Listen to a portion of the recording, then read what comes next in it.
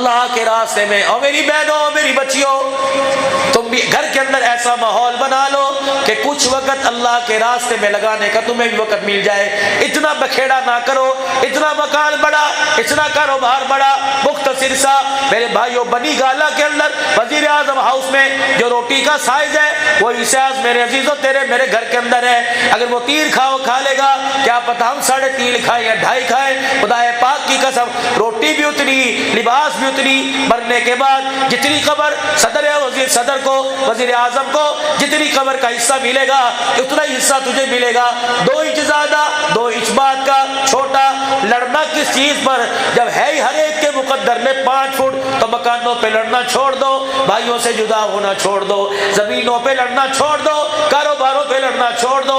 اللہ کی قسم یہ تو اللہ کی تقسیم ہے. آج کسی کے پاس کرائے کا مکان ہے, کل اس کو سوسائٹی میں اعلیٰ مکان مل جائے گا, لیکن ماں جایا بیڑے سے نکل جائے قیامت آ جاتی ہے, ماں جایا نہیں ملا کرتا ہے.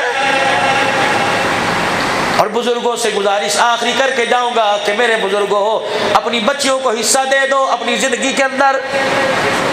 نہ رلاؤ اپنی بچیوں کو, نہ تنگ کرو اپنی بچیوں کو. یہ نہ ہو کہ تمہاری بچیاں کل تمہارے مرنے کے بعد تمہارے گھر میں آتے رہیں.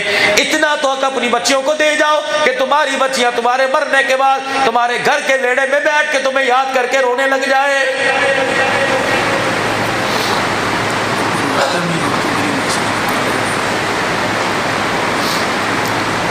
اتنا تو حق دے کے جاؤ خدا کے واسطے, اتنا تو حق دے کے جاؤ.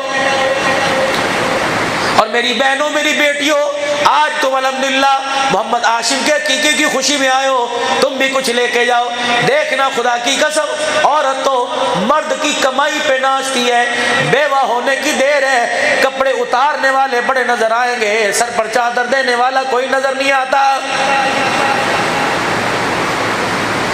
اس بیٹی کو پیغام دیا میرے نبی نے, اللہ اکبر, تیری نبی کی شریعت نبی کا دین کیا کہتا ہے. سبحان اللہ, قربان. تم کر کے تو دیکھو, تم آزما کے تو دیکھو.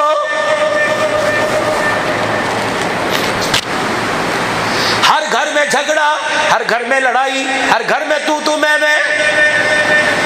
اس وقت موجودہ حالات, نوبت یہ آ گئی. اب بچے کہتے ہیں مما پاپا کا تو کام یہی ہے.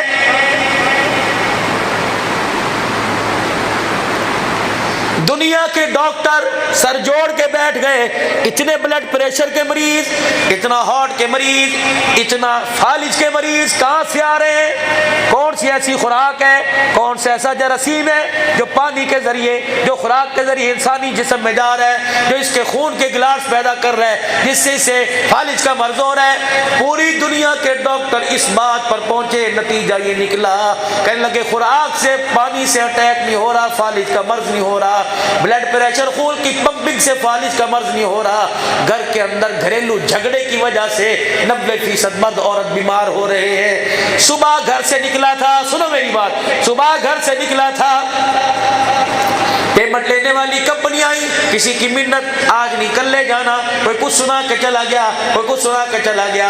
اتنی بڑی تو لسٹ نے دے دی, مسالے بھی آئیں گے, پیپر بھی آئیں گے, میری دوائی بھی آئے گی, فیس بھی آئے گی, 4 بچوں کی 8-8 ہزار روپیہ فیس, 2-2 ہزار روپیہ فیس, کچن کا سامان ختم, کپڑے دھونے والا صابن ختم. اب دکان پہ بیٹھ کے سو رہا ہے, یا سوچ رہے یا اللہ کیا کروں, قرض دار ابھی 11 بجے آنے شروع ہو جائیں گے, صبح سے لے کر شام تک گاہک نہیں آیا, پھر کیا کرے گا. اس گھر کی گھریلو ٹینشن سے بچنے کی وجہ سے قرضہ اٹھائے گا, یہ قرضہ اس پہ بوجھ بنے گا. تو برگر پیزے منگوا کر آرڈر دے کے رات کو کروٹ بدل کے سو جائے گی, یہ کروٹ بدل کے سوچے گا, صبح قرضے والے آئیں گے, قرضہ کہاں سے دینا ہے.